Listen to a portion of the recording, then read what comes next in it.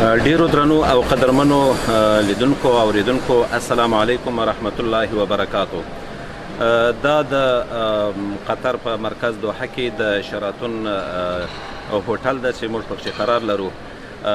دا هغه هوټل ده چې سبا به دلته د افغانستان د اسلامي امارت او د امریکا د چارواکو تر مابینځ د اشغال د خاتمې د تړون د لاسلیک مراسم په دې هوټل کې ترسره کیږي.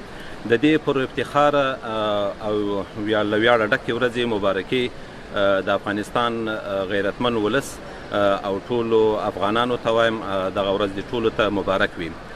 باید ووایم چې د سبا دپاره د مراسمو دپاره ډیره په زیاته لوړه کچه باندې دلته امادګي نیول سوې ده او ویل کېږي چې دلته تقریبا د 23 هیوادونو لوړپوړي چارواکي راځي چې په دې مراسمو کې به ګډون کوي.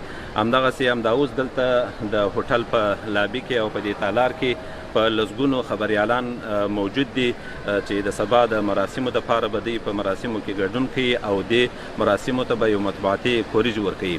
دلته ویل کېږي چې سره له دې چې دا ډېر امن ښار ده، پر امنه ښار ده، خو د دې مراسمو د سنګینوالي او دروندوالي او د اهمیت په خاطر باندې دلته ډېر زیات جدي امنیتي تدابیر نیول سوي دي. د مراسمو په اړه باندې ویل کېږي چې سبا د ورځې په جریان پر 2 بجو باندې به انشاءالله دغه مراسم پیل کېږي او بیا به دوام کوي. ویل کېږي چې د مراسمو ته د امریکا د بهرنیو چارو وزیر پامپیو ممکن راسي او هغه خپله د لاسلیک وکړي. تر اوسه پورې دغه اټکل کېږي خو کانفرنس تر اوسه ویل سوي نه دي. باید ووایم چې دغه مراسم ډیر مهم دي.